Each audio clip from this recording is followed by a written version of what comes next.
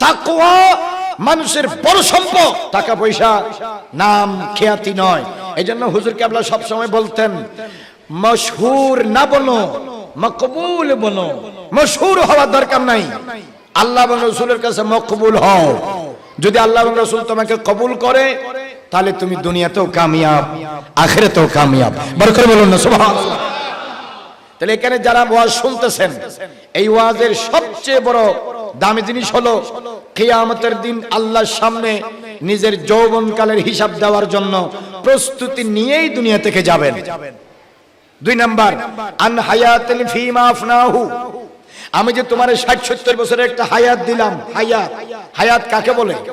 জন্ম থেকে হায়াত শুরু হয়, মৃত্যুর মাধ্যমে হায়াত শেষ হয়। বলেন না, জন্মের মাধ্যমে হায়াত কি হয়? শুরু হয়। মৃত্যুর দ্বারা হায়াত কি হয়? শেষ হয়। কোরআন শরীফ আল্লাহ পাক বলেছেন, খালাকাল মাউতা ওয়াল হায়াতা। আমি মৌত সৃষ্টি করেছি, হায়াত সৃষ্টি করেছি। কেন সৃষ্টি করেছি? কেন? লিয়াবলুয়াকুম আইয়ুকুম আহসানু আমালা। তোমরা যেন বেশি টাকা কামাইতে পারো, তোমরা যেন বেশি ক্ষমতা দেখাইতে পারো, তোমরা যেন বেশি বেশি করে ঘরবাড়ি করতে পারো। তোমরা বাংলাদেশে হচ্ছে না যে, এই জন্য বিদেশে যেন শত শত বাড়ি করতে পারো। তোমরা একটা গাড়ি হচ্ছে না, 5-10টা গাড়ি যেন দৌড়াইতে পারো।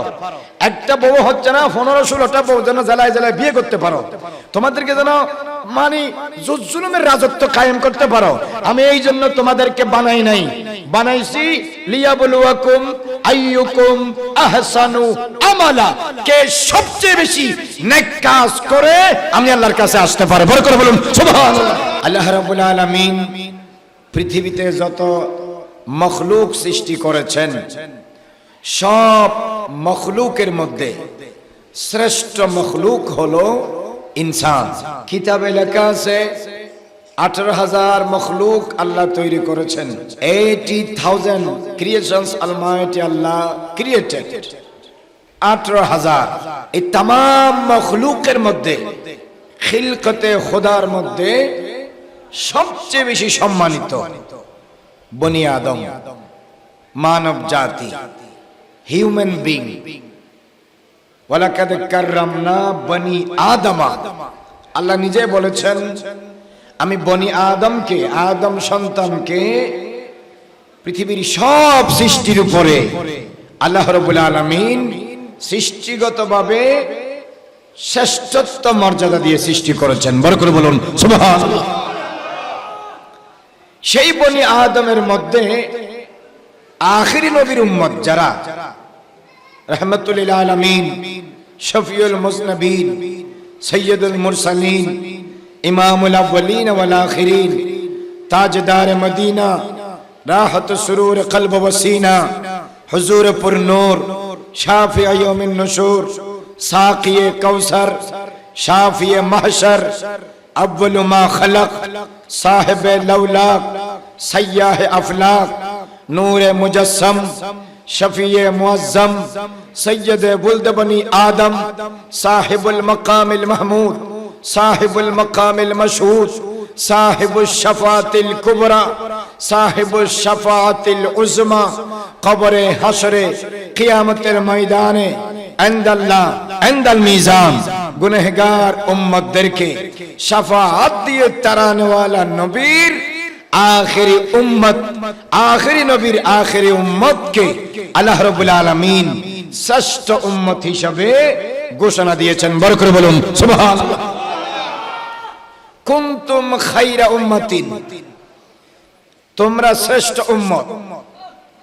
আই উম্মাতুন মুক্তাসিদাতুন, উম্মাতুন মুতাদিলাতুন, উম্মাতুন বাইনাল ইফরাত ওয়াত তাফরিদ। আগের যত নবী গিয়েছে, যত রাসূল অতিবাহিত হয়েছে, 1,26,000 নবী এবং রাসূলের মধ্যে আমাদের নবীজি বাদে 1,23,999 জন নবী এবং তদীয় রাসূলগণের উম্মতের ভিতরে শ্রেষ্ঠ উম্মত হলো আখেরি নবীর উম্মত। বড় করে বলুন সুবহানাল্লাহ। আমরা কোরআনের ঘোষণা অনুযায়ী, according to the special declaration of the holy Quran, we are the best nation in the history of the world, পৃথিবীর ইতিহাসে আখিরি নবীর উম্মতরা হলো শ্রেষ্ঠ।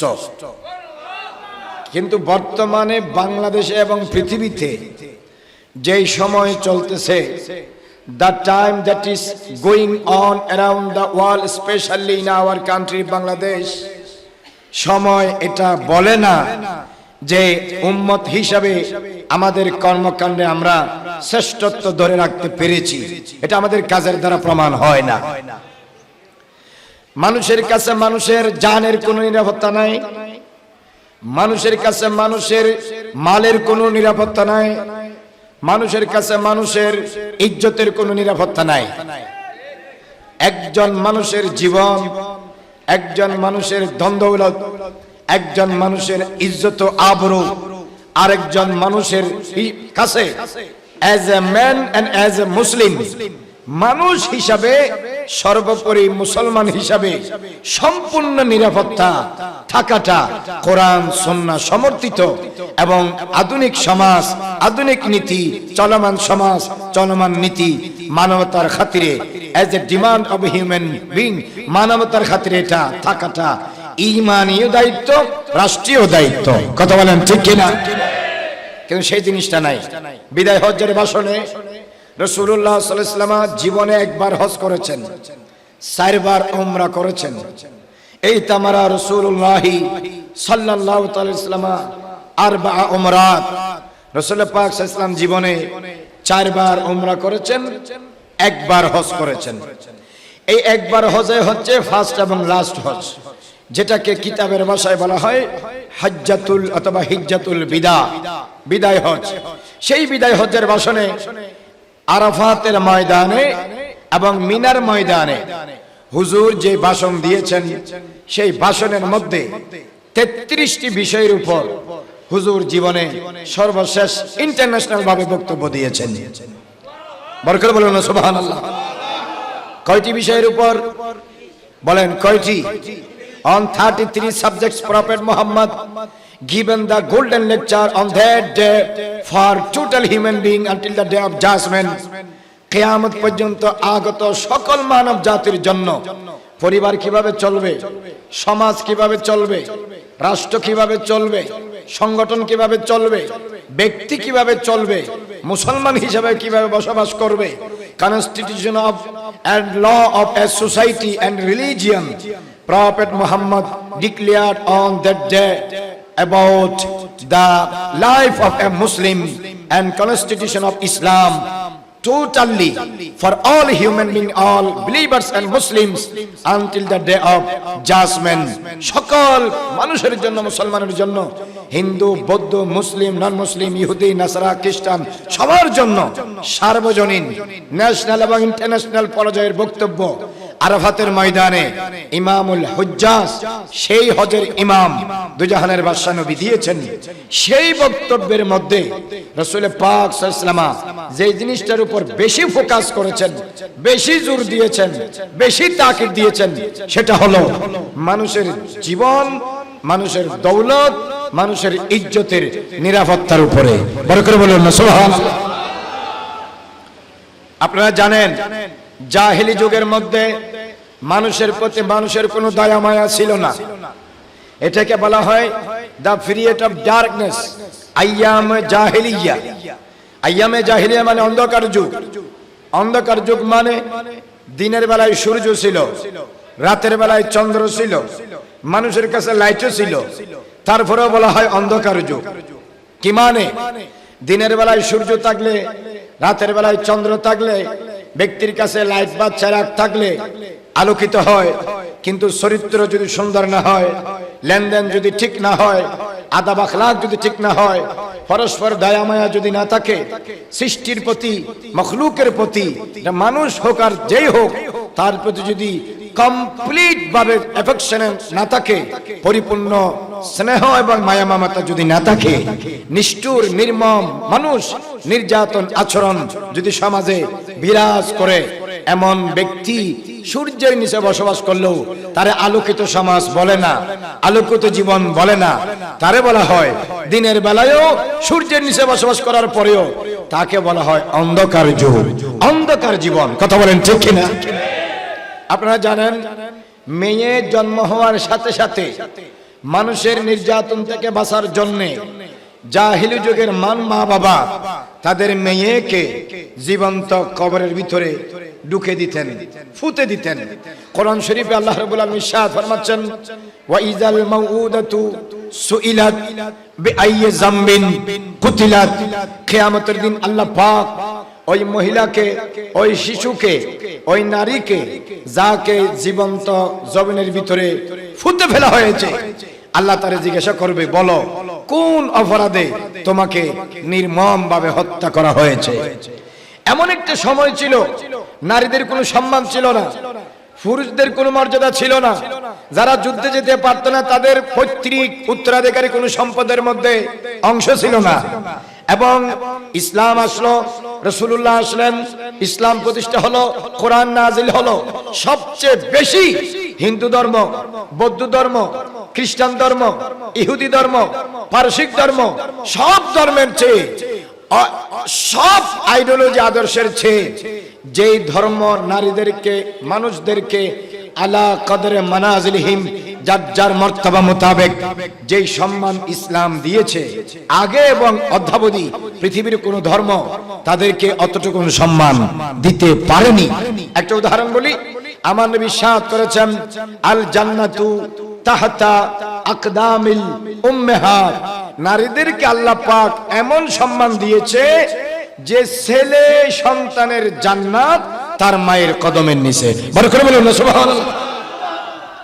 আপনারা বলেন, আপনাদের বয়স কারো 20, 30, 40, 50, 60, 70, এতটুকু সম্মান পৃথিবীর আর কোন ধর্মে আছে? বলেন না, আছে?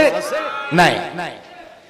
আমার নবীজির দুধমা হালিমাতুস সাদিয়া রাদিয়াল্লাহু তাআলা আনহা নবীজির দরবারে যখন আসলেন, দূর থেকে দেখার সাথে সাথে নবীজি দাঁড়িয়ে গেলেন, আগ বাড়িয়ে মাকে গ্রহণ করে আনলেন, কাঁধ মুবারক থেকে রহমতের চাদর বিছিয়ে মাকে বসতে দিলেন, মার খেদমত করলেন এবং মার সাথে নির্দিষ্ট সময় অতিবাহিত করার পরে সসম্মানে দুধুমাকে আবার গন্তব্যস্থলে পাঠানোর ব্যবস্থা করলেন।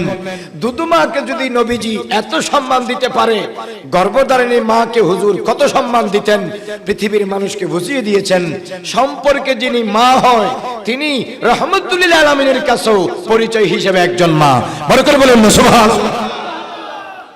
এতটুকুন আদর্শ, এতটুকুন চরিত্র, এতটুকুন শিক্ষা, এতটুকুন আদব, এতটুকুন আখলাক, এতটুকুন অ্যাটিটিউড, এতটুকুন বিহেভিয়ার, এতটুকুন মনোভাব, এতটুকুন চিন্তা চেতনা যদি মাস্টার্স পাস করা একটা ছেলের ভিতরে না থাকে, কামিল পাস করা একটা ছেলের ভিতরে না থাকে, তাহলে এই শিক্ষার 2 পয়সারও কোনো দাম নাই।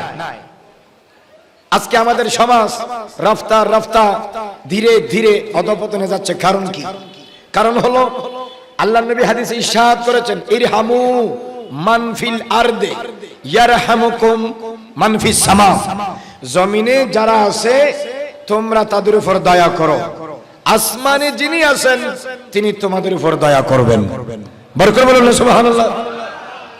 একজন মানুষ মরে যাওয়ার পরে তাকে আবার মারতেছে, মৃত্যু হয়ে যাওয়ার পরে তাকে আবার মারতেছে, কবরে দেওয়ার পরে কবর থেকে তুলে আগুন দিয়ে জ্বালিয়ে দেওয়া হচ্ছে।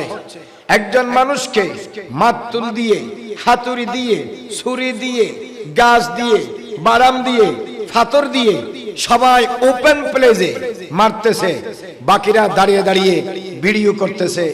সমাজ কতটুকু নির্লজ্জ হয়েছে, দেশ কতটুকু রসাতলে গেছে, মানুষের মনোভাব, চরিত্র, আদব, আখলাক একেবারে যে শূন্যের কোটায় চলে গেছে।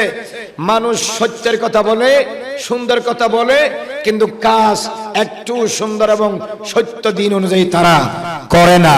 কথা বলেন ঠিক কিনা?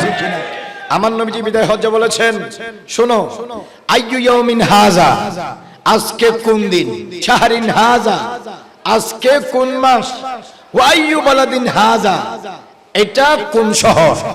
সাহাবায়ে কেরাম উত্তর দিয়েছেন আজকে হলো 9 জিলহজ। সাহাবায়ে কেরাম উত্তর দিয়েছেন আজকে হলো এটা হলো জিলহজ মাস। সাহাবায়ে কেরাম উত্তর দিয়েছেন এটা হচ্ছে মক্কা শহর। তা আমার নবীজি বলেছেন আজকের দিনের সম্মান যেরকম, আজ এই মাসের সম্মান যেরকম, এই শহরে মক্কার সম্মান তোমাদের উপর যেমন রক্ষা করা ফরজ, তোমাদের কাছে আরেকজন মুসলমান ভাইয়ের, আরেকজন আল্লাহর বান্দার জান, মাল, ইজ্জত, নিরাপত্তা দেওয়া তোমাদের উপর ফরজ। বড় করে বলুন না সুবহানাল্লাহ। আমরা খাই, আমাদের পাশে একজন প্রতিবেশী উপাস থাকে, আমরা খবর নিই না। রাসূলুল্লাহ সাল্লাল্লাহু আলাইহি ওয়াসাল্লাম বলেছেন প্রতিবেশীর ব্যাপারে আল্লাহ রাব্বুল আলামিন জিবরিলের মাধ্যমে আমাকে এত বেশি তাকিদ দিয়েছে যে মনে হচ্ছে আমাকে বিষয়টা ফরজ করে দেওয়া হবে, কিন্তু আমরা তার প্রতি কোনো খেয়াল রাখি না। আমাদের উচিত কি? আমাদের উচিত হলো আমাদের সমাজ, আমাদের জীবন, আমাদের পরিবার কোরআন এবং সুন্নাহর আলোকে সাজানো। যেমন ধরেন আপনি যখন ঘরের ভিতরে ঢুকবেন, ঢুকার সময় ঘরে মানুষ থাকুক বা না থাকুক সালাম দিয়ে ঢুকবেন। কি দিয়ে ঢুকবেন? লা তাদখুলু বুয়ুতাকুম হাত্তা তাস্তানিসু ওয়া তুসাল্লিমু আলা আহলিহা। তোমরা ঘরে ঢোকার সময় অনুমতি নিবে এবং সালাম দিয়ে প্রবেশ করবে। বড় করে বলুন সুবহানাল্লাহ। হাদিসে আমার নবী ইরশাদ করেছেন আল ইস্তিজানু সালাসুন, কমপক্ষে 3 বার অনুমতি নিবে। অনুমতিটা ডাইরেক্ট অনুমতিও হতে পারে, সালামের মাধ্যমেও হতে পারে। রাসূলুল্লাহ সাল্লাল্লাহু আলাইহি ওয়াসাল্লাম বলেছেন কারো ঘরের সামনে যখন দাঁড়াবে দরওয়াজা সোজা সোজা তোমরা দাঁড়াবে না, আন ইয়ামিনিহি আও আন শিমালিহি, ডান দিকে অথবা বাম দিকে করে দাঁড়াবে। অনেক মানুষের ঘর এরকম আছে যে তাদের ঘর গলি সোজা ফাঁকঘর পর্যন্ত যায়। তাহলে মহিলারা কে কোন অবস্থায় আছে? দরজা খোলা মাত্র যদি তাদের বেডরুমে, ভিতরের রুমে তোমার চোখ পড়ে তাহলে তাদের প্রাইভেসি নষ্ট হবে। এইজন্য তুমি বামে দাঁড়াও অথবা ডানে দাঁড়াও। হাদিসে পাক রাসূলুল্লাহ সাল্লাল্লাহু আলাইহি ওয়াসাল্লাম বলেছেন একজন মানুষ যেন আরেকজন মানুষের ঘরের বাহির দিয়ে ভিতরে উকি দিয়ে যেন না দেখে। একবার, দুইবার, 3 বার, চতুর্থবারে যদি সে উকি দিয়ে মানুষের আন্দর অবস্থা যদি সে দেখতে চায়, তাকে গুতা দিয়ে তার চোখ যেন কানা করে দেওয়া হয়, অথবা রাষ্ট্রের প্রচলিত আইন অনুযায়ী তাকে যেন শাস্তির সম্মুখীন করা হয়। কিভাবে রাসূলুল্লাহ সাল্লাল্লাহু আলাইহি ওয়াসাল্লাম একটা পারিবারিক নিশ্চয়তা, নিরাপত্তা দিয়েছেন? আমাদের ভিতরে কি সেই নিরাপত্তা আছে? নাই। আমরা নামাজও পড়ি, আমরা মানুষের উপর জুলুমও করি। আমরা নামাজও পড়ি, মানুষের হক খাই। আমরা নামাজও পড়ি, মানুষের উপর নির্বিচার ভাবে আমরা নির্মম ভাবে আচরণ করি। আমরা নামাজও পড়ি, ওজনও কম দিই। আমরা নামাজও পড়ি, মানুষের হক তলফি করি।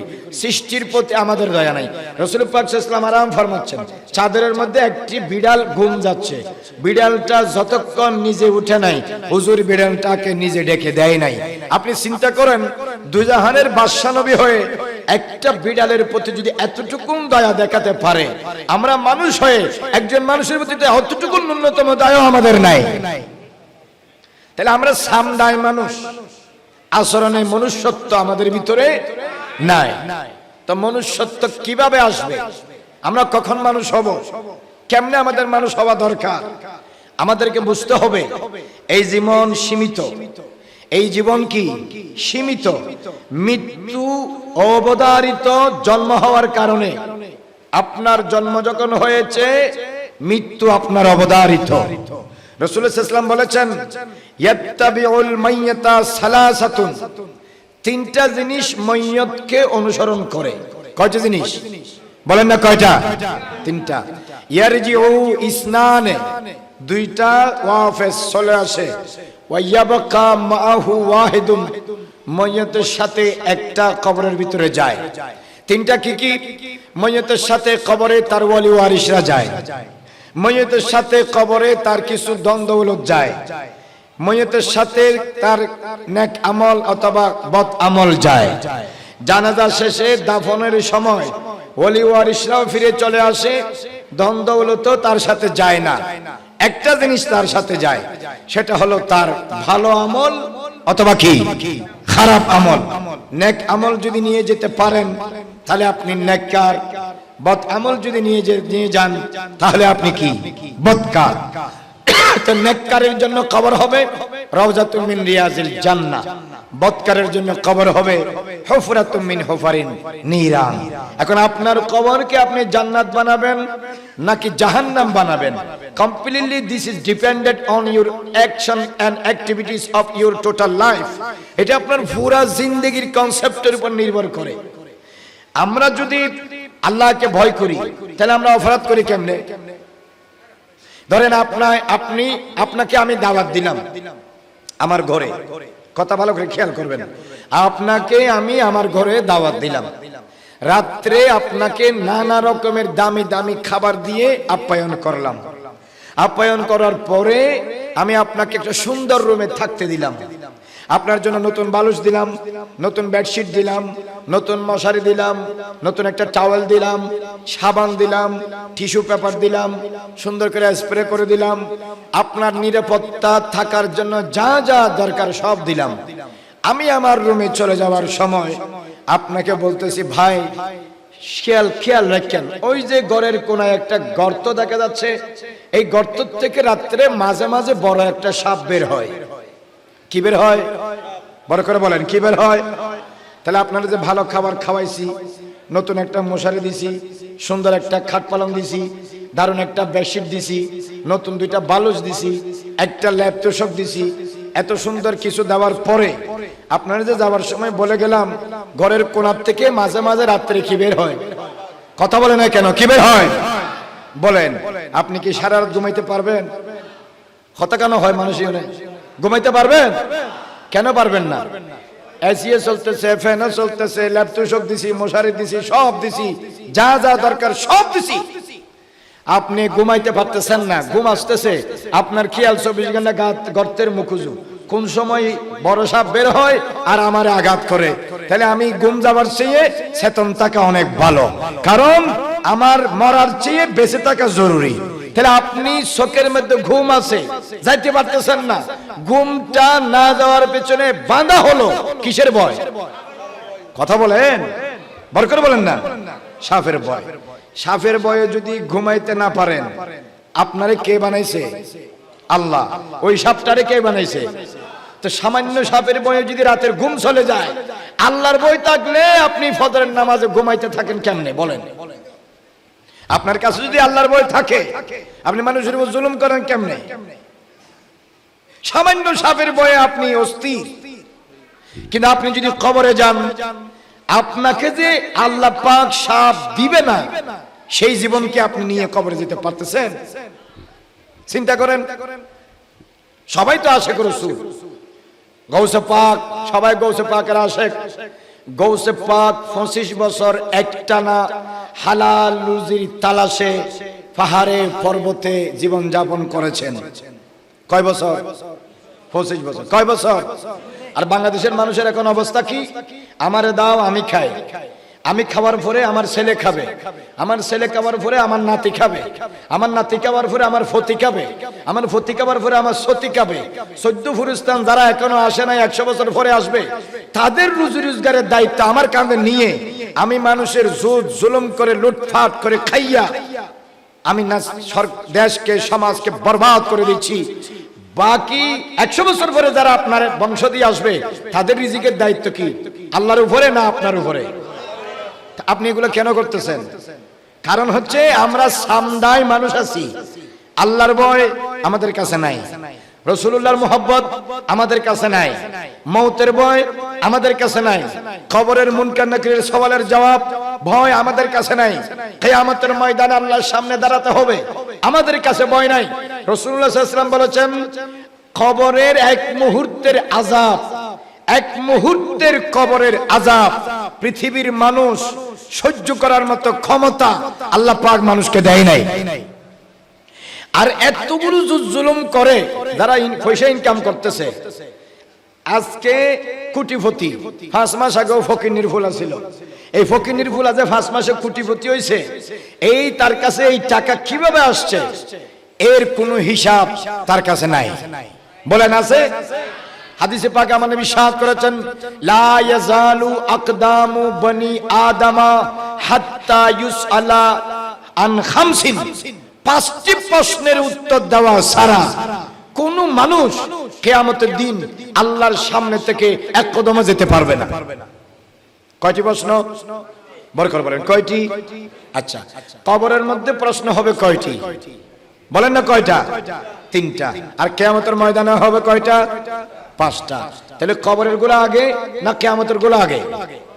কবরের গুলো আগে। মান রব্বুকা, তোমার প্রভু কে? ওয়ামা দীনুকা, তোমার ধর্ম কি? কোন কোন হাদিসে আছে ওয়ামা নবিয়ুকা, কোন কোন হাদিসে আছে মা কুনতা তাকুলু ফি হাযার রাজুলিল্লাযী বুইসা ফীকুম। এই 3টা প্রশ্ন। প্রশ্ন যখন পাস হবেন, কিয়ামতে আপনি সার্টিফিকেট নিয়ে কিয়ামতের মাঠে আল্লাহর কাছে যাবেন। আল্লাহ রাব্বুল আলামিন আপনাদেরকে প্রশ্ন করবে, আমাদেরকে প্রশ্ন করবে। প্রথম প্রশ্ন কি? আল্লাহ রাব্বুল আলামিন প্রশ্ন করবে আন শাবাবিন ফিমা আবলাহু, আমি যে তোমারে যৌবনকাল দিছি, এই যৌবনকাল তুমি কোথায় কাটাইছো? এখন আপনারা যারা বুড়া হয়েছেন, আমরা যারা যৌবনকাল কাটাচ্ছি, সামনে যারা যৌবন হবে, এই যৌবনকাল সম্পর্কে আল্লাহ পাক কিয়ামতের দিন কোটি কোটি মানুষের সামনে হার বান্দাকে জিজ্ঞাসা করবে। আন শাবাবিন ফিমা আবলাহু, আমি যে তোমার একটা ইয়ুথ লাইফ, ইয়াং লাইফ দিয়েছি, জীবনের শ্রেষ্ঠতম নির্যাস সময়, the best time of A life, his young life, তার যৌবনকাল, যৌবনকালের ইবাদত বৃদ্ধকালের ইবাদতের চেয়ে উত্তম। কথা বলেন ঠিক কিনা? এখন বলেন, আমার বয়স 70 বছর, 15 বছরে বালেগ হয়েছি, আমার বয়স আরো 55 বছর। এই 55 বছরের মধ্যে 40 বছর হলো আমার যৌবনকাল। এই যৌবনকাল সম্পর্কে যদি আপনাদেরকে কিয়ামতের দিন আল্লাহ জিজ্ঞাসা করে, আপনারা যারা এখানে বসছেন বা আমরা যারা আছি, দেখি একটা মনে মনে চিন্তা করেন তো, আপনি কিভাবে হিসাব দিবেন? হিসাব যদি নিজের কাছে নিজে দিতে না পারেন, তাহলে আল্লাহর কাছে কেমনে দিবেন? এই জন্য বলা হয়েছে হাসিবু কাবলা আন তুহাসাবু, হিসাব নেওয়ার আগে নিজেকে নিজে হিসাব দাও, নিজের হিসাব নিজে রেডি করো। সৃষ্টির প্রতি দয়া যদি আমাদের কাছে থাকতো, সমাজ তো এত নির্যাতিত, নির্মম, নিষ্ঠুর হতো না। কথা বুঝতে পেরেছেন? তাহলে যৌবনকালে আল্লাহ রাব্বুল আলামিন যৌবনকাল সম্পর্কে মানুষকে জিজ্ঞাসা করবে। সুতরাং প্রত্যেক মানুষকে তাদের যৌবনকাল কি তাস খেলাতে কাটাইছে, না জুয়া খেলাতে কাটাইছে, না মদ খেলাতে কাটাইছে, না ফেকেসে কাটাইছে, না নাচ গানে কাটাইছে, নাকি চুরি ডাকাতিতে কাটাইছে, না বদমাশিতে কাটাইছে, না জুলুমে কাটাইছে, না অন্যায় অবিচারে কাটাইছে। দুনিয়াতে তো অনেক সম্মান, কিন্তু এই সম্মান আল্লাহর কাছে 2 টাকারও দাম নাই যদি আপনি মুত্তাকি হতে না পারেন। কথা বলেন ঠিক কিনা? আপনাদেরকে যদি প্রশ্ন করা হয় আল্লাহর কাছে সবচেয়ে দামি কে, সবচেয়ে the best honourable person to almighty Allah, who is this? আল্লাহর কাছে সবচেয়ে দামি সম্মানিত কে? কোরআন উত্তর দিচ্ছে, the holy Quran is giving the proper answer, ইন্না আকরামাকুম ইনদাল্লাহি আতকাকুম। আল্লাহর কাছে তোমাদের মধ্যে সবচেয়ে দামি যিনি আল্লাহর কাছে সবচেয়ে মুত্তাকি। বড় করে বলুন না সুবহানাল্লাহ। তাকওয়া মানুষের বড় সম্পদ, টাকা পয়সা, নাম, খ্যাতি নয়। এইজন্য হুজুর কেবলা সব সময় বলতেন, মশহুর না বনো, মকবুল বনো। মশহুর হওয়ার দরকার নাই, আল্লাহ এবং রাসূলের কাছে মকবুল হও। যদি আল্লাহ এবং রাসূল তোমাকে কবুল করে, তাহলে তুমি দুনিয়াতেও কামিয়াব, আখিরাতেও কামিয়াব। বড় করে বলুন না সুবহানাল্লাহ। তাহলে এখানে যারা ওয়াজ শুনতেছেন, এই ওয়াজের সবচেয়ে বড় দামি জিনিস হলো কিয়ামতের দিন আল্লাহর সামনে নিজের যৌবনকালের হিসাব দেওয়ার জন্য প্রস্তুতি নিয়েই দুনিয়া থেকে যাবেন। 2 নাম্বার, আন হায়াতিন ফিমা আফনাহু, আমি যে তোমার 60-70 বছরের একটা হায়াত দিলাম। হায়াত, হায়াত কাকে বলে? জন্ম থেকে হায়াত শুরু হয়, মৃত্যুর মাধ্যমে হায়াত শেষ হয়। বলেন না, জন্মের মাধ্যমে হায়াত কি হয়? শুরু হয়, মৃত্যুর দ্বারা হায়াত কি হয়? শেষ হয়। কোরআন শরীফ আল্লাহ পাক বলেছেন, খালাকাল মাউতা ওয়াল হায়াতা, আমি মৌত সৃষ্টি করেছি, হায়াত সৃষ্টি করেছি। কেন সৃষ্টি করেছি? কেন? লিয়াবলুয়াকুম আইয়ুকুম আহসানু আমালা, তোমরা যেন বেশি টাকা কামাইতে পারো, তোমরা যেন বেশি ক্ষমতা দেখাইতে পারো, তোমরা যেন বেশি বেশি করে ঘরবাড়ি করতে পারো। তোমরা বাংলাদেশে হচ্ছে না যে এই জন্য বিদেশে যেন শত শত বাড়ি করতে পারো। তোমরা একটা গাড়ি হচ্ছে না 5-10টা গাড়ি যেন দৌড়াইতে পারো। একটা বউ হচ্ছে না 15-16টা বউ যেন জেলায় জেলায় বিয়ে করতে পারো। তোমাদেরকে যেন মানে জুলুমের রাজত্ব কায়েম করতে পারো।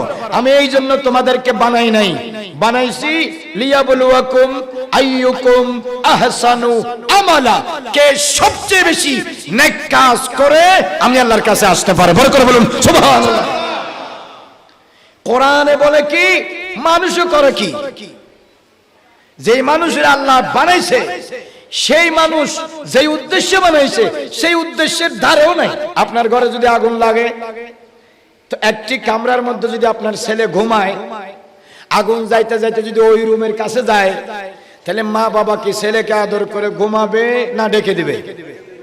ওনারা হন্নান করিবেন, ডেকে দিবেন না? আরে উঠ না, উঠ না, আরে উঠ না তাড়াতাড়ি, দেখতেছি না আগুন ধরতেছে, কিছুক্ষণ বলে তুই মারা যাবি। তাহলে মা বাবা কোনোদিন চায় না তার চোখের সামনে তার ছেলে ঘরের মধ্যে আগুনে পড়ে মারা যাক। চায়? কথা বলেন না কেন? চায় না। রাসূলুল্লাহ সাল্লাল্লাহু আলাইহি ওয়াসাল্লাম কি বলেছেন? এক ওয়াক্ত নামাজ যদি কেউ কাজা করে 80 হুকবা সেই দুজকে জ্বলবে। কথা বলেন ঠিক কিনা? হ্যাঁ, 88 লক্ষ বছর এক ওয়াক্ত নামাজের জন্য দুজকে জ্বলবে। তো দুজকের আগুন বেশি না বাংলাদেশের আগুন বেশি? কোনটা বেশি? কোনটা বেশি মানে মারাত্মক? কোনটা বেশি? কথা বলেন না কেন? কোনটা? দুজকের আগুন 70,000 বছর জ্বলতে জ্বলতে এটা লাল হয়েছে, আবার 70,000 বছর জ্বলতে জ্বলতে এটা কালো হয়েছে। বর্তমানে দুজকের আগুন কালো। দুজকের মধ্যে যারা জ্বলবে একজন আরেকজনকে দেখবে না। তাহলে ছেলে আগুনে পড়লে মা বাবা যদি বরদাস্ত করতে না পারে, তাহলে নামাজের সময় ছেলে যে ঘরে ঘুমাচ্ছে আপনি যে তারে ঘুমাইতে দিলেন, তাহলে এই ছেলেকে জান্নাতে যাবে না দুজকে যাবে? কথা বলেন না কেন? তাহলে আপনি তারে ডেকে দেওয়া উচিত, বাবা উঠে যাও, নামাজের সময় হয়েছে, নামাজ পড়ে নাও, দরকার হলে তুমি পরে আবার ঘুমাও। 4 রাকাত ফজরের নামাজ পড়তে 10 মিনিট সময় লাগে, তো 10 মিনিট করে ঘুমাইলে তো দিনের 1টা পর্যন্ত ঘুমাইতে পারে না? তাহলে ফজরের সময় ঘুমালে মা বাবা যদি ডেকে না দেয়, আগে সেই মা বাবা দুজকে যাবে। যেই ঘরের মধ্যে শরীয়ত মোতাবেক মানুষ চলে না, সেই ঘরের মধ্যে যদি ঘরের কর্তা যিনি লিডার, যিনি বড় ভাই হোক আর বাবা হোক, উনি যদি তাদেরকে শাসন না করে, ডাক না দেয়, এই যেই ফাটি করুক আর যেই তরিকতেই করুক, এটা ফ্যাক্ট না। ঘর যদি কোরআন সুন্নাহ বিরোধী চলে, ওই ঘরের কর্তাকে বলা হয় দয়ুস। কি বলে? হতাকানা হন ওনারা, কি বলে? দয়ুস। তো দয়ুস হয়ে লাভ কি? 5 ওয়াক্ত নামাজ পড়ে লাভ কি যদি আপনি দয়ুস হন? ঘরের মধ্যে কবিরা গুনাহ চলে, আপনার কোনো ডাক নাই। ঘরের মধ্যে হারাম চলে, আপনার কোনো ডাক নাই। মা বাবার কথা ছেলে মেয়ে শুনে না, ছেলে মেয়ে স্ত্রী বউ স্বামীর কথা শুনে না, একজন আরেকজনের কথা শুনে না, শরীয়তের তাওয়াক্কা করে না, হালাল হারামের কোনো তাওয়াক্কা করে না। 5 ওয়াক্ত নামাজের আযান চলে, কেউ নামাজ পড়ে না, কেউ পর্দা করে না, জাহেলের মতো চলাফেরা করে, এ হলো দয়ুস। আর দয়ুস বেহেশতে যাবে না। কথা বলেন ঠিক কিনা? তো সুতরাং যে জিনিসটা আমি বারবার বলতে চাচ্ছি, আল্লাহ রাব্বুল আলামিন কিয়ামতের দিন জিজ্ঞাসা করবে, আন হায়াতিন ফিমা ফানাহু, আমি যে তোমার একটা হায়াত দিলাম, হায়াতটা তুমি কোথায় কাটিয়েছো, হিসাব দাও। আচ্ছা বলেন, আমার বয়স এখন যদি 40 বছর হয়, আমি 15 বছর যদি বালেগ হয়ে থাকি, তাহলে যেদিন আমি বালেগ হয়েছি সেদিন যদি জানুয়ারির 25 তারিখ হয়, তাহলে 25 তারিখে যদি 12টা 1 মিনিটে যদি আমি বালেগ হই, 12টা 2 মিনিটে আমি প্রথম কি কাজ করেছি, ভালো হলে ডান দিকে লেখা হয়েছে, খারাপ হলে বাম দিকে লেখা হয়েছে। কথা বলেন ঠিক কিনা? এই বয়সে এসে এটা আমার মনে আছে? কথা বলেন না কেন? মনে আছে? কতন মনে তাই অনে যেদিনে বালে কইউন এই দিনে ফইলে খন হাসান কইছেন, অনে তো মনে আছে না? কে মনে আছে? হন যায় খালি বাদ কি দেখাই আজি হসল লইলে কই না পারে 40 বছর আগর কথা কইতে পারিব। আপনি বলতে পারেন আর না পারেন, আমলনামায় রেকর্ড আছে না নাই? বলেন না আছে না নাই? তো দুনিয়াতে এত খবরদারি, এত ক্ষমতা, এত গায়ের জোর, এত কিছু, এত জুলুম কেন? বলেন কবরে আপনার সাথে কে যাবে? Who will go with you to your grave? Obviously you must have to your grave alone. কেউ আপনার সাথে কবরে যাবে না, আপনাকে একলা কবরে যেতে হবে। রাসূল পাক সাল্লাল্লাহু আলাইহি ওয়াসাল্লাম বলতেছে ওয়া আন মালিহি মিন আইনা ইকতাসাবাহু, কিয়ামতের দিন আল্লাহ পাক জিজ্ঞাসা করবেন যে সম্পদ তুমি কামাইছো কোন সোর্সে তুমি সম্পদ কামাইছো হিসাব দাও। আমাদের এই বাংলাদেশে এখন যারা সম্পদ কামাই করতেছে, দেশে হোক আর বিদেশে হোক, আলেম হোক আর পাবলিক হোক, শিক্ষিত হোক আর মূর্খ হোক, যেই হোক না কেন, যারা সম্পদ কামাই করতেছে কিয়ামতের দিন আল্লাহর সামনে প্রতিটা টাকার হিসাব পাই পাই করে দিতে হবে। এখন রাষ্ট্রের টাকা যারা মারে, গরিবের টাকা যারা মারে, মা বাবার টাকা যারা মারে, প্রতিবেশীর দ্বন্দ্ব যারা মারে, সম্পদ মসজিদ মাদ্রাসার সম্পদ যারা মারে, গরিবের হক যারা মারে, এখন এরা কিভাবে যে কিয়ামতের দিন আল্লাহর সামনে জবাব দিবে, যেই মারে সেই ছাড়া আর কেউ জানে না। কিন্তু জবাব দিতে হবে যে এটা 100% সত্য। ওয়া আন মালিহি মিন আইনা ইকতাসাবতাহু, এই সম্পদ তুমি কোত্থেকে কামাই করেছো। আমি বাসে দাঁড়াইছি, নামার আগ পর্যন্ত আমার মোবাইল ছিল, নামার 2 মিনিট আগে আমার মোবাইলটা নাই। তাহলে এই মোবাইল যে নিয়ে গেছে সে কিয়ামতের দিন আল্লাহর কি হিসাব দিবে। আমি গত শুক্রবারে মসজিদে গেছি, 4,500 টাকা দিয়ে এক জোড়া জুতা কিনছি, সবার জুতা আছে, আমার জুতাটা নিয়ে গেছে গা। এখন যে নিয়ে গেছে কিয়ামতের দিন সে আল্লাহর কি জবাব দিবে। আপনারা তো সবাই না, কিছু মানুষের খাসলত আছে, টাকা জিনিস ধন সম্পদ পাইলেই চুরি করে, পাইলেই চুরি করে, ম্যানেজার বানাইছে আপনজন করে, বিশ্বস্ত করে। আমি সরে যাওয়ার পরে প্রতিদিন ক্যাশ থেকে টাকা চুরি করে। আল্লাহকে কিভাবে হিসাব দিবে। চেয়ারম্যান, মেম্বার, ডিসি, এডিসি, মন্ত্রী, এমপি, কোটিপতি, শিল্পপতি, সর্দার, মাতবর, যেই যেখানে দায়িত্ব আছে, দায়িত্ব পাওয়ার আগ পর্যন্ত সৎ থাকে, দায়িত্ব পাওয়ার পরে খুব কম মানুষ এই সৎ থাকতে পারে। এই যে টাকাগুলো ইনকাম করতেছে কিভাবে হিসাব দিবে।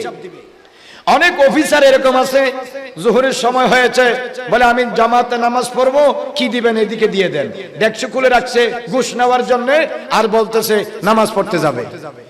বলেন আছে না নাই? আরে জবান খুলে বলেন আছে না নাই?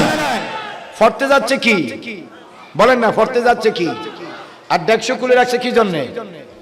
ঘুষের জন্য। কি জন্য?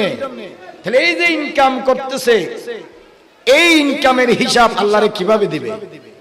ভাইরা আমার, দুনিয়া হচ্ছে খুবই সীমিত, আপনারা বুঝেন।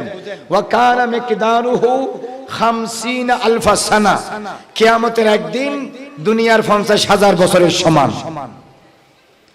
50,000 বছর ওনারা বাঁচবেন না, ওনারা না, ওনারা 14 ফুরুস্তান আর 100 ফুরুস্তান একানত গেলে তো 50,000 বছর হবে।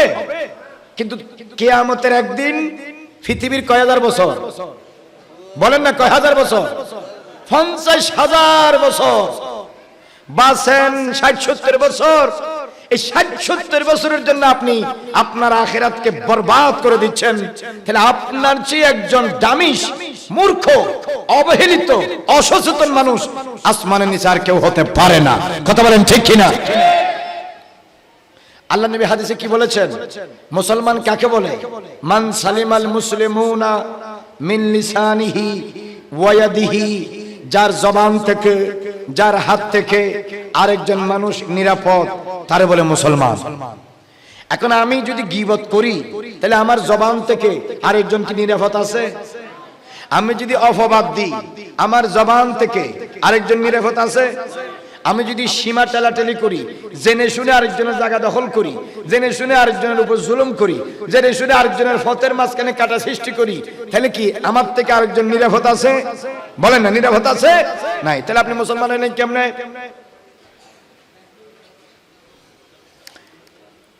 কোরআন হাদিসে সব কিছু আছে, কিন্তু আমার ভিতরে কিছু নাই, আমার ভিতরে কিছু নাই। রাসূলুল্লাহ সাল্লাল্লাহু আলাইহি ওয়াসাল্লাম বলেছেন, আপনি তার থেকে বিচার পাওয়ার অধিকার থাকা সত্ত্বেও আপনি যদি তারা মাফ করে দেন, আল্লাহ আপনার বিনা হিসাবে জান্নাত দিবে। আমরা তো সেই রাস্তায় নাই। আমার অপরাধ করছে 10%, আমি প্রতিশোধ নিছি 70%, কারণ আমার ক্ষমতা আছে। আমার ক্ষতি করছে কয় পার্সেন্ট? কথা বলেন না, কয় পার্সেন্ট? কিন্তু আমি তার থেকে প্রতিশোধ নিছি 70%। জুলুম হয়েছে কয় পার্সেন্ট? 60% জুলুম হয় নাই। তাহলে আপনিও মরবেন, ওও মরবে। দুইজনের বিচার যখন কিয়ামতের দিন হবে, বলেন কেমনে ফার পাবেন? বিচার তো একদিন হবেই হবে। এটা আপনাদেরকে আমাদেরকে খেয়াল রাখতে হবে, মনে রাখতে হবে। আমাদেরকে সব সময় মনে রাখতে হবে, আমি একজন মানুষ, শ্রেষ্ঠ সৃষ্টি, শ্রেষ্ঠ উম্মত। আল্লাহ আমাকে মহব্বত করে বানিয়েছেন, সুতরাং আমি এমন ভাবে চলবো আমার দ্বারা যেন অন্যের উপর জুলুম না হয়, আমার দ্বারা যেন অন্যের উপর কি না হয়, জুলুম না হয়। কিয়ামতের দিন আল্লাহ পাক বলবে, হে বনি আদম, আমি অসুস্থ ছিলাম, ফালাম তুইদিনি, তুমি আমাকে সেবা করনি। আল্লাহ কিয়ামতের দিন আমাদেরকে বলবে, হে আদম সন্তান, আমি অসুস্থ ছিলাম, ফালাম তুইদিনি, তুমি আমাকে সেবা করনি, দেখতে আসনি, খোঁজ খবর নাওনি। বান্দা বলবে, ইয়া রাব্বাল আলামিন কাইফা উইদুকা, আমি আপনার সেবা কিভাবে করব?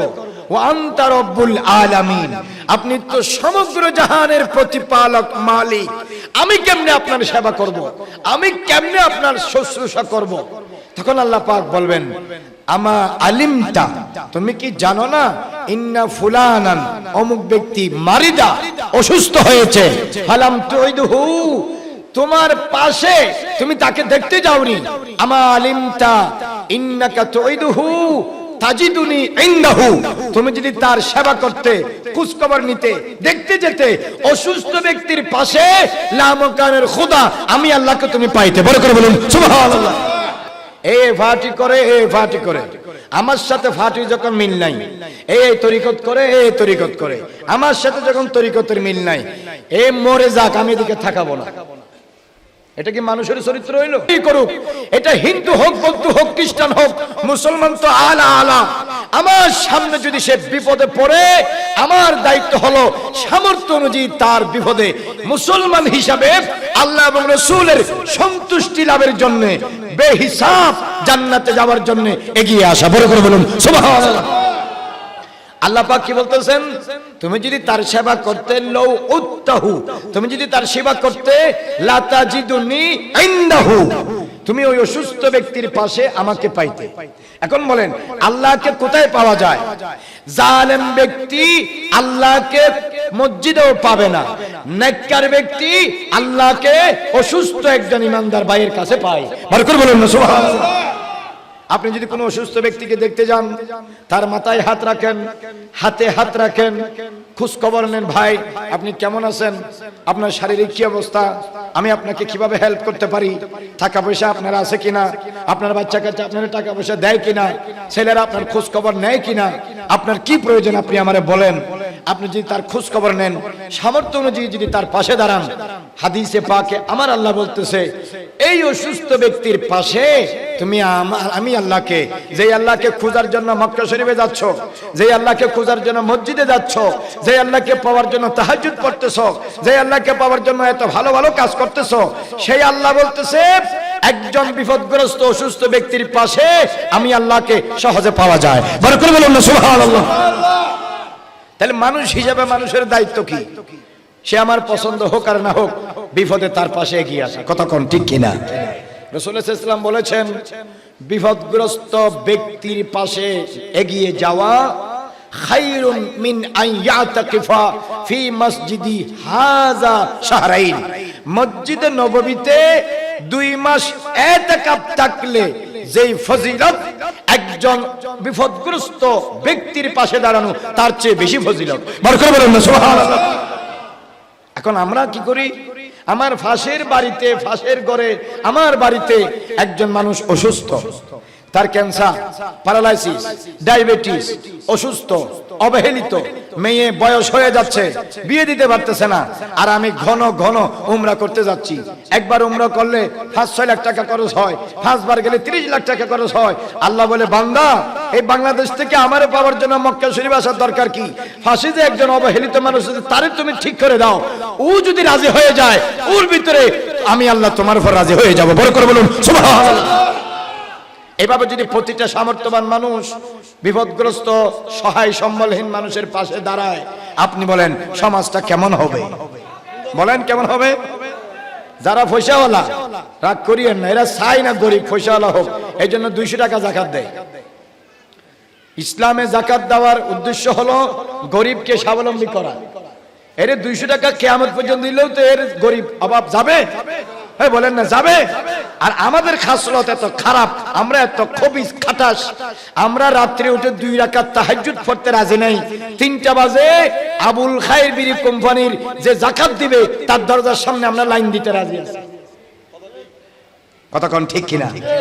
এই যে জাকাত দিবে পত্রিকাতে ডিক্লার দিছে, আগামীকাল জাকাত দিবে সকাল 8টা বাজে, লাইন দেওয়া হয়েছে আপনার ভোর 4টা-5টা থেকে। মানুষ গিয়ে কেন জাম ফিট 4-5 ঘন্টা অপেক্ষা করার পরে দেখা যায় 300 টাকার একটা শাড়ি দিছে। মানুষ কত খবিস, 300 টাকার শাড়ির জন্য কি 4 ঘন্টা লাইন দিতে হয়? দুজাহানের মালিক, আমার আপনার মালিক, যিনি অভারিত ক্ষমতার মালিক আল্লাহ রাব্বুল আলামিনের কাছে রাতে 4:30 বাজে 4টা বাজে উঠে উযু করে 2 রাকাত নামাজ পড়ে সিজদায় গিয়ে চোখের পানি ছেড়ে কাঁদো না। 1 দিন 2 দিন 3 দিন 4 দিন 5 দিন আল্লাহ যদি তোমারে কবুল করে সকালের সূর্য ওঠার আগে তোমার তাকদীর পরিবর্তন হয়ে যাবে। বড় করে বলুন সুবহানাল্লাহ। মানুষ আল্লাহরই ডাকতে রাজি নাই, মানুষ মানুষকে ডাকতে রাজি। আল্লাহ বলে আমারে বাদ দিয়ে যখন আরেকজনের দুয়ারে দাঁড়াইছো আমি তোমারে কোনোদিন সোজা হতে দিব না। মানুষ কোনোদিন মানুষের অভাব পূরণ করতে পারে না। মানুষের অভাব পূরণ করতে পারে কে? বলেন কে পারে? রিজিকের দায়িত্ব যদি হনফাটিরা তো থাকতো তাহলে যারা পছন্দ নয় ইতে মাসের পর মাস ওইসে থাকতো। রিজিকের দায়িত্ব কার হাতে? আল্লাহর হাতে। এই জন্য যিনি মূর্তি পূজা করে আল্লাহ তারেও খাওয়ায়, যিনি সেজদা করে আল্লাহ তারেও খাওয়ায়। বিচার যা হবে কিয়ামতের দিন হবে। আল্লাহ বলে আমি সমান অধিকার দিয়েছি যাতে তুমি এটা বলতে না পারো ও তোমার বান্দা মুমিন এই জন্য তুমি তারে বেশি দিছো, আমি তোমারে সেজদা করি না এই জন্য দুনিয়াতে তুমি আমারে কম দিছো। কাফেররা যেন এই অভিযোগ করতে না পারে আল্লাহ পাক সমানভাবে দিয়ে দিচ্ছেন। বরোজে কিয়ামত दूध का दूध पानी का पानी हो जाएगा, हर किसी का मुआमला बरोजे कियामत रोज रोशन की तरह वाज़ेह हो जाएगी। কিয়ামতের দিন সবাই বুঝতে পারবে তার কৃতকর্মের ফল। কিন্তু আল্লাহ বান্দা হিসেবে প্রত্যেকের অধিকার দুনিয়াতে দিয়ে দিচ্ছেন। কথা বলেন ঠিক কিনা? তো আমরা আল্লাহর বান্দা, আল্লাহকে আরেকজন বান্দার সেবার ভিতরে পাওয়া যায়। এইজন্য আপনারা ভালো করে খেয়াল করেন, গৌসে পাক উনি ওলি না, ওলিদের ইমাম। কথা বলেন ঠিক কিনা? উনি শুধু ওলি না, ওলিদের ইমাম, পীরানে পীর, ইমামুল আউলিয়া আমরা বলি, ঠিক না?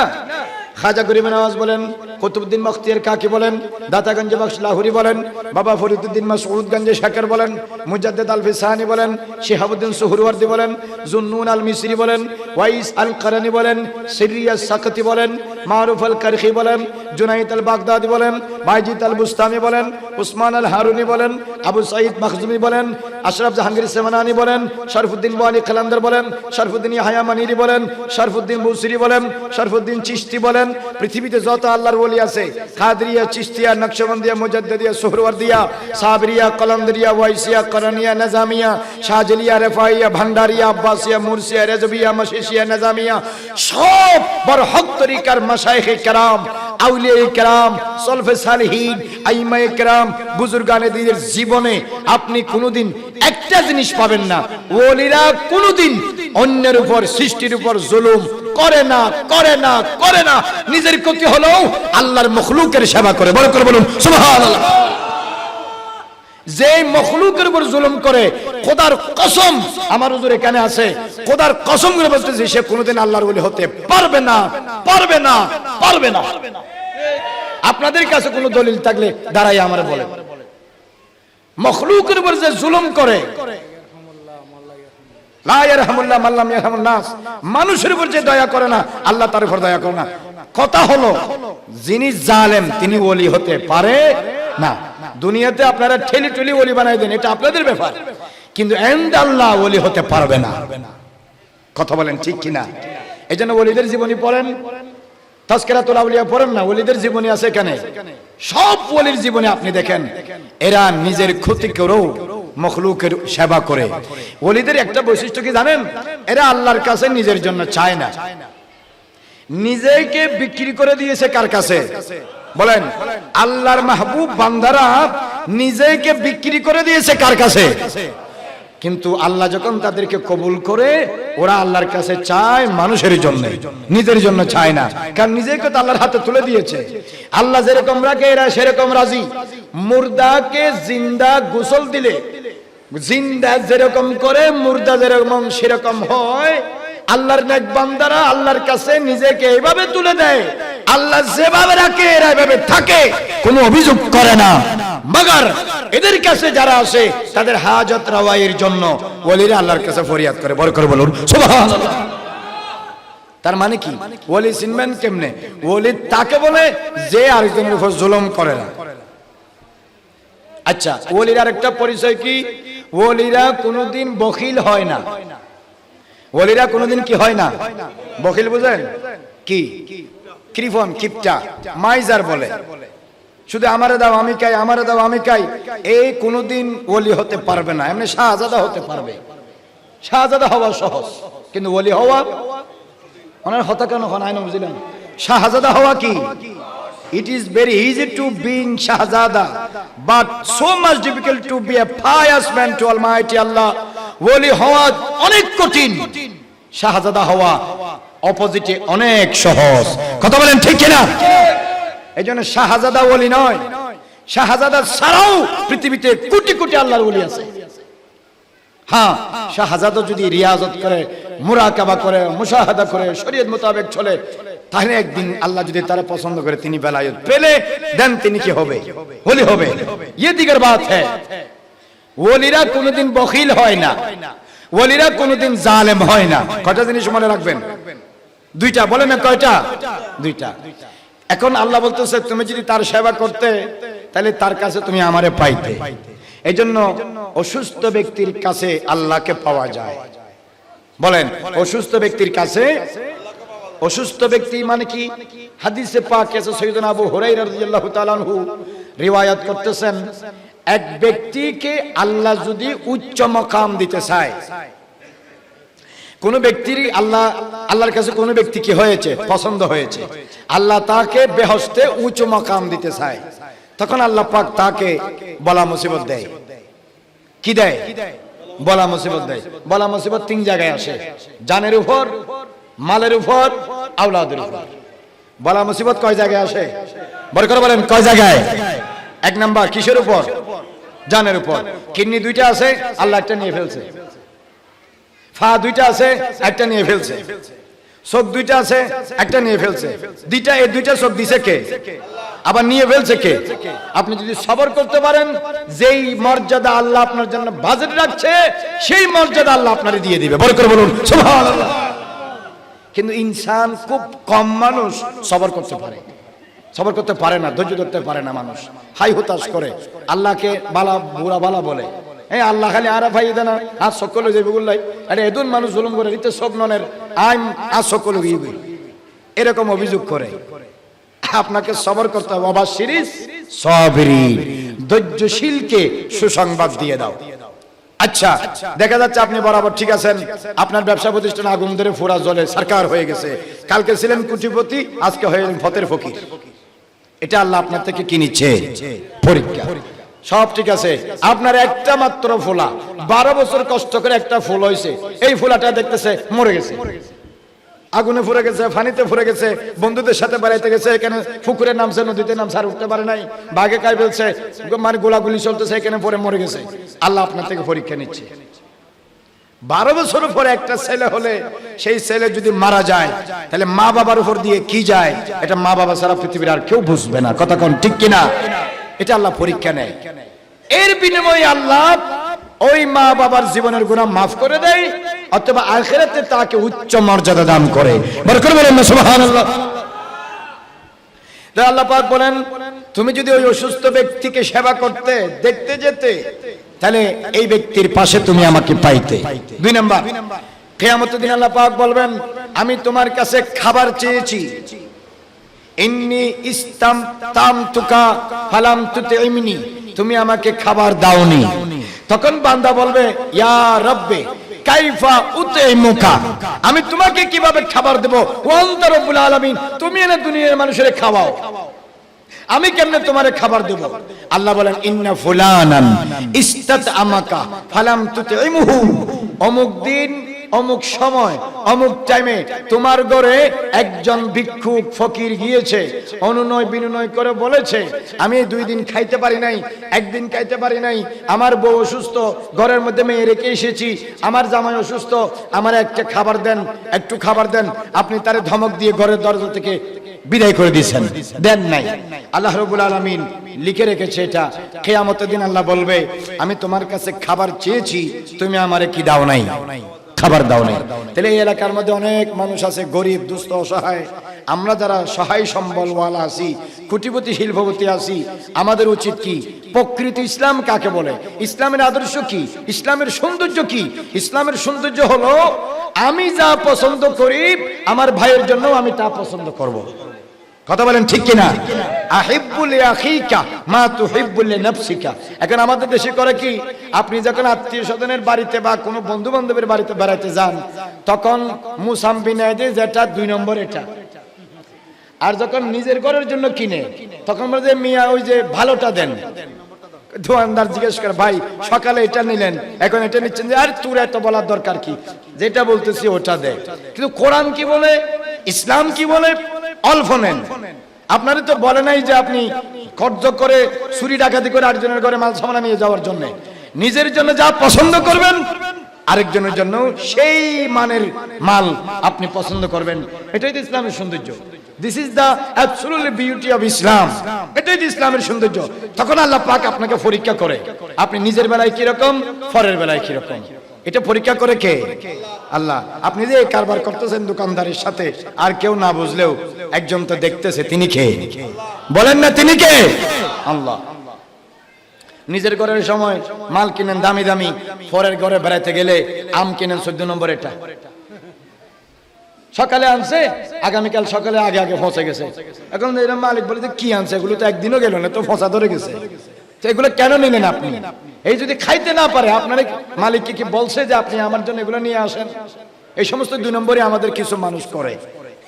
এটা ইসলাম না, এটা মুসলমানের আদর্শ না, এটা কোনদিন মুসলমানের চরিত্র হতে পারে না। প্রয়োজনে অল্প নেন, যেই মানের নিজের জন্য নিবেন সেই মানের পরের জন্য নিবেন, এর ভিতরে আল্লাহকে পাওয়া যায়। বড় করে বলুন সুবহানাল্লাহ। বাস্তব ইসলামের শিক্ষা আমাদের কাছে নাই, উল্টাটা আমরা ইসলামের নামে চালাই। ঠিক না ভাইজান? উল্টাটা আমরা ইসলামের নামে চালাই, যেটা আদৌ কোরআন হাদিসে নাই। এটা কেন? এটার দ্বারা পরিবারের কোনোদিন শান্তি আসে না। আপনি আপনার নিজের জন্য যে মানের কাপড় নিবেন, নিজের বউয়ের জন্য সেই মানের কাপড় নিবেন। আপনি আপনার নিজের জন্য যে মানের নিবেন, পারলে এর থেকে উন্নত মানের আপনার মা বাবার জন্য নিবেন। নিজের জন্য নিলেন, বউয়ের জন্য নিলেন একটা 10,000 টাকা, মায়ের জন্য নিলেন একটা 500 টাকা। এটা মা আপনাকে খুলে কিছু না বলুক, কিন্তু আরশো যখন মন যখন আরশোতে গিয়ে লাগবে, আপনার 5,000 টাকা 5 দিনে ফুটুস হয়ে যাবে। কথা বলেন ঠিক কিনা? এর ভিতরে আল্লাহ বান্দাকে পরীক্ষা করে। এটাই হচ্ছে প্রকৃতি ইসলাম। আপনার যদি কোনো কিছু লাগে আপনি আল্লাহকে বলবেন, আমার আল্লাহ দিতে পারে কি পারে না, বলেন বলেন না, পারে কিনা? আমার আল্লাহর কাছে কি কোনো কিছুর অভাব আছে? অভাব নাই। কিন্তু আমরা তো আল্লাহর কাছে চাই না, আমরা চাই মানুষের কাছে। ইসলামের প্রকৃত আদর্শ মুসলমানের কাছে নাই, ইহুদি নাসারার কাছে চলে গেছে। যার কারণে মুসলমানদের চারিত্রিক অধপতন একটি মাত্র কারণে, কারণ আল্লাহর ভয় নাই, আখিরাতের ভয় নাই, সন্তুষ্টি এবং শুকর সবর মুসলমানের কাছে নাই। অথচ সবর এবং শুকর, সন্তুষ্টি, ইবাদত, এগুলো হচ্ছে মুসলমানের হাতিয়ার। কথা বলেন ঠিক কিনা? যত নেক বান্দা আছে, যা পেয়েছেন শুকর করেছেন, আর পাই নাই সবর করেছেন, অল্পে সন্তুষ্ট ছিলেন, এর ভিতর দিয়ে ইবাদত করে আল্লাহকে রাজি করেছেন। আল্লাহ এদের উপর রাজি হয়েছে, এদের দুনিয়াও কামিয়াব, আখিরাতেও কামিয়াব। কথা বলেন ঠিক কিনা? সুতরাং আমাদের কি করতে হবে? আমাদেরকে আমাদের সমাজে শান্তি প্রতিষ্ঠা করার জন্য আমাদেরকে ধৈর্যশীল হতে হবে। কি হতে হবে? ধৈর্য। জমিনের উপরে আমরা এত অত্যাচার করতেছি, জমিন কি কোনোদিন মুখ খুলে প্রতিবাদ করছে? আপনি খন্দা দিয়ে গাড়া করেন, কোদাল দিয়ে কোবান, আপনি মাতুল দিয়ে মারেন, গাছ দিয়ে ফিটেন, জমিনের উপরে সারা পৃথিবীর মানুষ কত জুলুম করতেছে।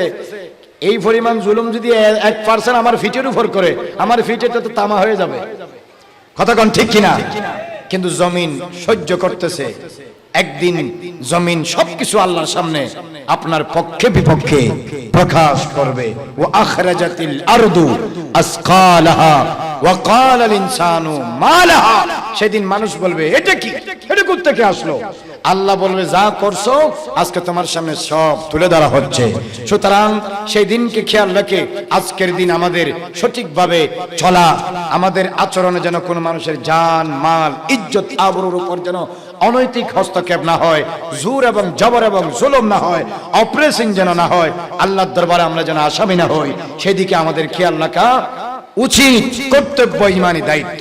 মদিনার সনদে, বিদায় হজ্জের ভাষণে, রাসূলুল্লাহর জীবনে, কোরআন এবং হাদিসে বারবার এগুলা রিপিটিশন করা হয়েছে বিষয়, কিন্তু আমরা সেগুলা মানি না। আমরা বলি কিন্তু আমরা মানি না। আজকের এই মাহফিল থেকে আপনাদেরকে যে জিনিসটা মনে রাখা দরকার, কিয়ামতের দিন আল্লাহ পাক মানুষকে 5টি প্রশ্ন করবেন।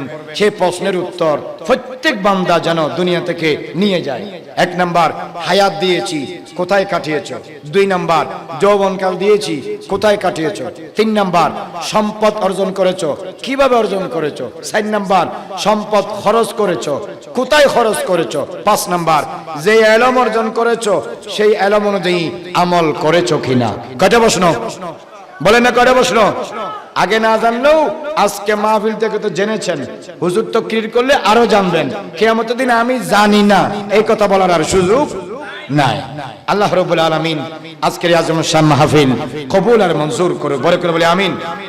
ঐতিহ্যবাহী পূর্ব গুজরা মোহাম্মদিয়া ঈদে মিলাদুন নবী সাল্লাল্লাহু আলাইহি ওয়াসাল্লাম উদযাপন কমিটিকে আমি অন্তরের অন্তঃস্থল থেকে আবারও ধন্যবাদ এবং মোবারকবাদ জানাচ্ছি যে এত সুন্দর একটা আজমুল শান আয়োজনের ব্যবস্থা এবং ম্যানেজমেন্টের করার জন্য আল্লাহ রাব্বুল আলামিন এই মাহফিল তা কিয়ামত আজমুল শান ভাবে জারি এবং সারি রাখুক, দায়েম এবং বরকরার রাখুক, বড় করে বলি আমিন।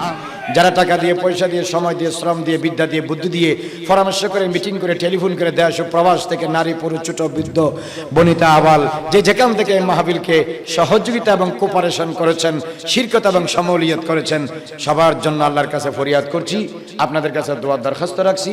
হুজুর অনেক দূর থেকে এসেছেন, হুজুরের জন্য দোয়া কামনা করছি, হুজুরের কাছেও দোয়ার দরখাস্ত রাখছি। আল্লাহ রাব্বুল আলামিন তামাম উলামায়ে আহলে সুন্নাতের হায়াতে, আশিক রাসূলের হায়াতে, মুমিন মুমিনাতের হায়াতে বরকত দান করুক আমিন। এই মসজিদ এবং মাদ্রাসা পরিচালনা কমিটিতে যারা ছিলেন, যারা বর্তমানে আছেন, আল্লাহ তাদেরকে দনে জনে ফুলে ফলে দুনিয়া এবং আখিরাতে শাদাব জিন্দেগি নসিব করুক এবং মালামাল করুক। ইনদাল মউত দিদার মুস্তাফা কালমায়ে তাইয়্যিবা বলে বলে সানিন ফাসিহিন, উচ্চ আওয়াজে পরে পরে দুনিয়া থেকে যাওয়ার তৌফিক দান করুক। ওয়া আখিরু দাওয়ানা আনিল হামদুলিল্লাহি রাব্বিল আলামিন। আসসালামু আলাইকুম ওয়া রাহমাতুল্লাহি ওয়া বারাকাতুহু।